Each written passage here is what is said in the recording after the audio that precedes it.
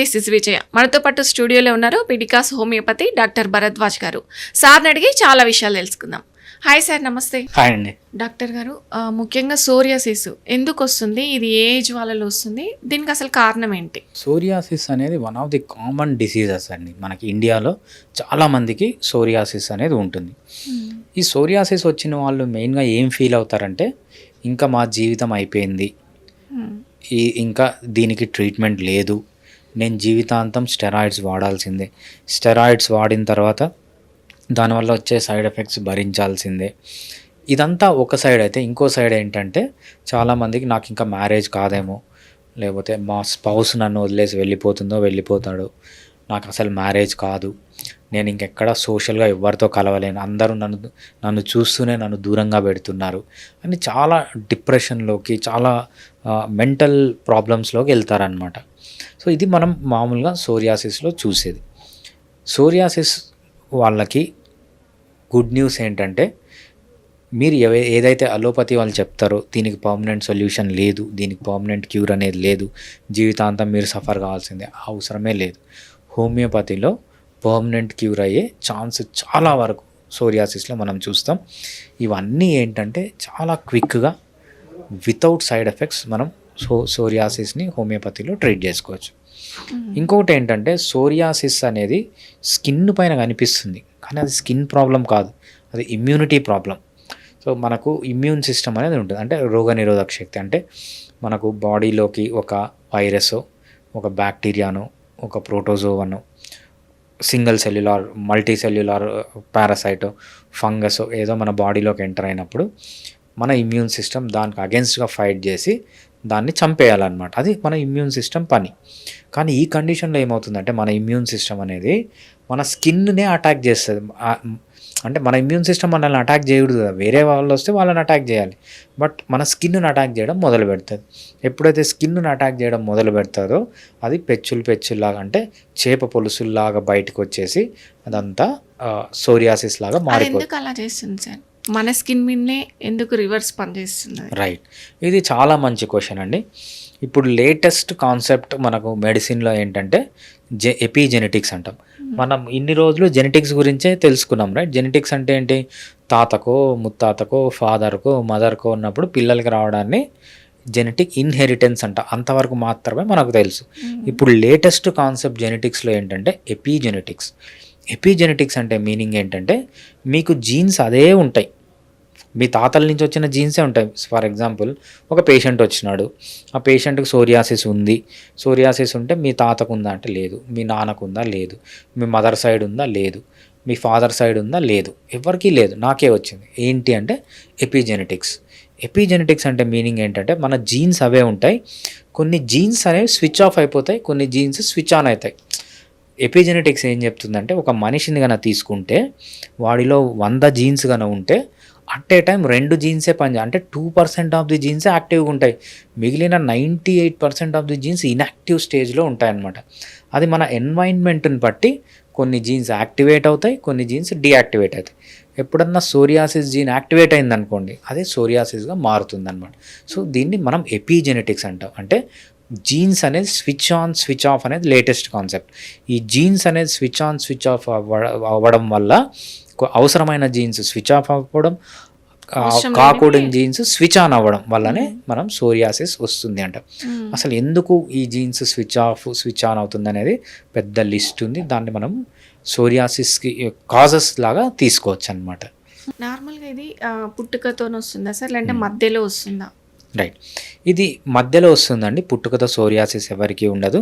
మనం కొన్ని అవసరం లేని జీన్స్ స్విచ్ ఆన్ కావడం, అవసరమైన జీన్స్ స్విచ్ ఆఫ్ కావడం అంటున్నాం కదా. సో ఎందుకు జరుగుతుంది అని మనం తెలుసుకుంటే మనం సోరియాసిస్కి రీజన్ ఏంటి అని తెలుస్తుంది. సోరియాసిస్కి మనకు రీజన్ కొన్ని వందల రీజన్స్ ఉన్నాయి, మనం ఇంపార్టెంట్ రీజన్స్ గురించి చెప్తాం. ఒకటి, ఫస్ట్ మనం తినే తిండి, ఎక్కువ జంక్ ఫుడ్ తింటున్నాం, ఎక్కువ కెమికల్ ఫుడ్ తింటున్నాం, అంటే అన్యాచురల్ ఫుడ్ తింటున్నాం, మనము ఫుడ్లో అంతా కెమికల్స్ వేసుకొని తింటున్నాం. అది నెంబర్ 1 రీజన్ అనమాట.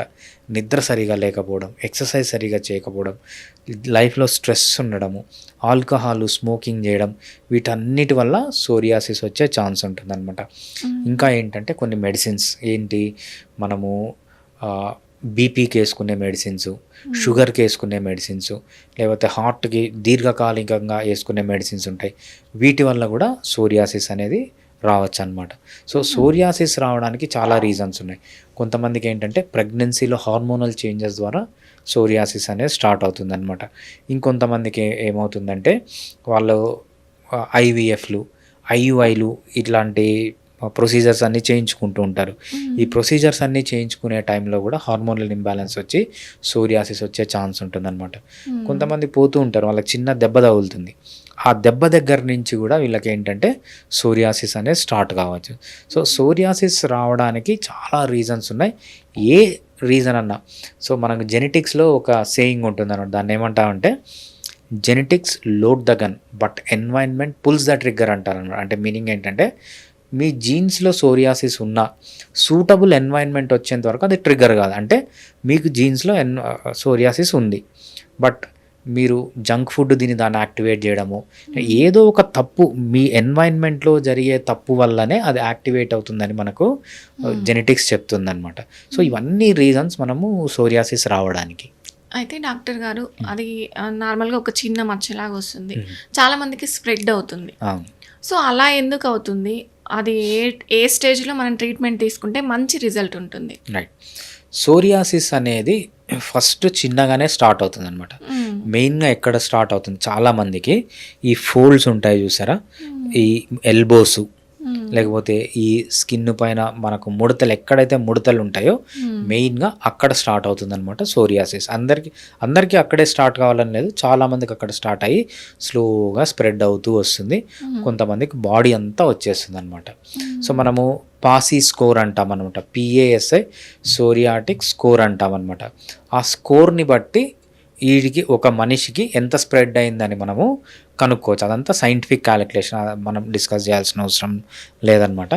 సో ఏ స్టేజ్లో వస్తే బెటర్ అంటే ఎంత త్వరగా వస్తే ప్రోగ్నోసిస్ అనేది అంత బాగానే ఉంటుంది. ఫర్ ఎగ్జాంపుల్ జస్ట్ 1 సెంటీమీటర్ ఉంది, ఒకటే దగ్గర ఉంది, అప్పుడే వచ్చేస్తే ట్రీట్మెంట్ చాలా ఈజీ అనమాట. సో వీళ్ళు ఏం చేస్తారంటే సోరియాసిస్ కదా అని అలోపతి డాక్టర్ దగ్గరికి వెళ్తారు. వాళ్ళు ఏం చేస్తారంటే స్టెరాయిడ్స్ ఇస్తారు. స్టెరాయిడ్ అంటే ఏంటి అంటే ఒక స్ప్రింగ్ లాంటిది. ఒక డిసీజ్ని, సోరియాసిస్ అనేది ఒక స్ప్రింగ్ అనుకుంటే స్టెరాయిడ్ అనేది స్ప్రింగ్ పైన పెట్టే వెయిట్ అనమాట. స్ప్రింగ్ని ఎంతసేపు బరువు పెట్టి ఆపుతాం, ఎప్పుడైతే బరువు తీసేస్తో స్ప్రింగ్ అనేది ఎక్కువ అవుతుంది. స్టెరాయిడ్స్ని బట్టి మీరు ఆపినారనుకోండి సోరియాసిస్, ఒక్కసారి స్టెరాయిడ్ కనుక స్టాప్ చేస్తే స్ప్రింగ్ ఎలా రీబౌన్స్ అవుతుందో అట్లా చాలా ప్లేసెస్కి రావడం, చాలా ఎక్కువ సివియారిటీతో రావడం, చాలా ఎక్కువ రోజులు ఉండడం, ఇంటెన్సిటీ పెరగడము, డ్యూరేషన్ పెరగడము, సివియారిటీ పెరగడం, అంటే నెంబర్ ఆఫ్ ప్లేసెస్ దగ్గరకు రావడం పెరగడము, ఇలా జరుగుతుందన్నమాట. అంటే ఎప్పుడే కానీ సోరియాసిస్కి స్టెరాయిడ్స్ వాడడము, ఇమ్యూనోసప్రెసెంట్స్ వాడడం అనేది అసలు మంచిదే కాదు. అది రీబౌండ్ ఎఫెక్ట్ అనమాట. ఒక్కసారి స్టెరాయిడ్ స్టాప్ చేస్తే వచ్చే ఛాన్స్ ఉంటుంది. హోమియోపతి ఎలా పనిచేస్తుంది అంటే ఎగ్జాక్ట్ ఆపోజిట్గా పనిచేస్తుంది. హోమియోపతిలో థియరీ ఏంటంటే homeopathy can bring epigenetic changes అనేది కాన్సెప్ట్. ఇది ఇంకా ప్రూవ్ కాలేదు, బట్ హోమియోపతి మెడిసిన్ ఇచ్చినప్పుడు సోరియాసిస్ కంప్లీట్గా రివర్స్ అయిపోతుంది. అంటే దాని మీనింగ్ ఏంటి, మీకు ఏదైతే అనవసరమైన జీన్ స్విచ్ ఆఫ్ అయిందో దాన్ని మళ్ళీ స్విచ్ ఆన్ చేస్తుంది, స్విచ్ ఆఫ్ అయిపోయిన దాన్ని స్విచ్ ఆన్ చేస్తుంది. అంటే రివర్స్ చేసే కెపాసిటీ హోమియోపతి మెడిసిన్స్కి ఉంది. హోమియోపతిలో ఏంటంటే నానో పార్టికల్స్ అంటాం, ఇది చాలా చిన్నగా ఉంటాయి. అవి మన న్యూక్లియస్లోకి పోయి హ్యూమన్ న్యూక్లియస్లోకి వెళ్ళి అక్కడ ఎపిజెనెటిక్స్ చేంజెస్ తెచ్చే ఛాన్సెస్ చాలా ఉన్నాయి. So that's what latest concept అనమాట. ఇది ఇంకా ప్రూవ్ కాలేదు, బట్ చాలామంది ఈ కాన్సెప్ట్ ద్వారానే హోమియోపతిలో మనము ఈ సోరియాసిస్ని కంప్లీట్గా రివర్స్ చేయొచ్చు అని చెప్తారనమాట. ఓకే డాక్టర్ గారు, ఇంకొక చిన్న డౌట్. అది చాలామంది చూడడానికి చాలా మంచి అనిపించదు, అది ముట్టుకుంటే అంటుతుందేమన్న భావనతో కూడా చూస్తుంటారు. ఇది అంటు వ్యాధిలాగా ఏమన్నా చూడొచ్చు అంటారా? రైట్.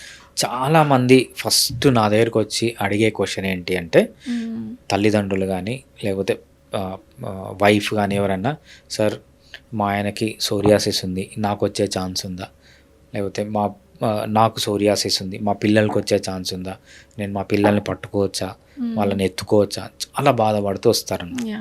సింపుల్, సోరియాసిస్ అనేది అంటువ్యాధి కాదు. అంటువ్యాధి అంటే అక్కడ ఒక వైరస్ ఉండాలి, బ్యాక్టీరియా ఉండాలి, ప్రోటోజోవన్ ఉండాలి, మల్టీసెల్యులర్ పారాసైట్ ఉండాలి, లేకపోతే ఫంగస్ ఉండాలి. ఇవి మాత్రమే ఒకరి నుంచి ఒకరికి వస్తాయి. దీన్ని మనం ఏమంటామంటే ఆటో ఇమ్యూన్ డిజార్డర్. ఆటో అంటే సెల్ఫ్, ఇమ్యూన్ అంటే మన ఇమ్యూన్ సిస్టమ్ మనల్నే నాశనం చేయడం. అంటే మన ఇమ్యూన్ సిస్టమ్ మనకు అది వేరే వాళ్ళకి వెళ్ళదన్నమాట. సో సోరియాసిస్ ఉన్న వాళ్ళని పట్టుకోవచ్చు, వాళ్ళని మ్యారేజ్ చేసుకోవచ్చు, వాళ్ళు పిల్లల్ని ఎత్తుకోవచ్చు, పిల్లలు ఫాదరు మదర్ అన్నీ కలిసి ఒకటే ప్లేట్లో తినచ్చు, ఒకటే బెడ్ పైన పడుకోవచ్చు, ఒకటే టవల్స్ వాడచ్చు, ఒకటే సోప్స్ వాడచ్చు. ఏ ప్రాబ్లం అనేది ఉండదన్నమాట. సోరియాసిస్ అనేది ఎటువంటి పరిస్థితుల్లో ఒకరి నుంచి ఒకరికి వచ్చే ఛాన్సే లేదు. ఓకే, థ్యాంక్ యూ డాక్టర్ గారు. థ్యాంక్స్ అండి. Fiticus Homeopathy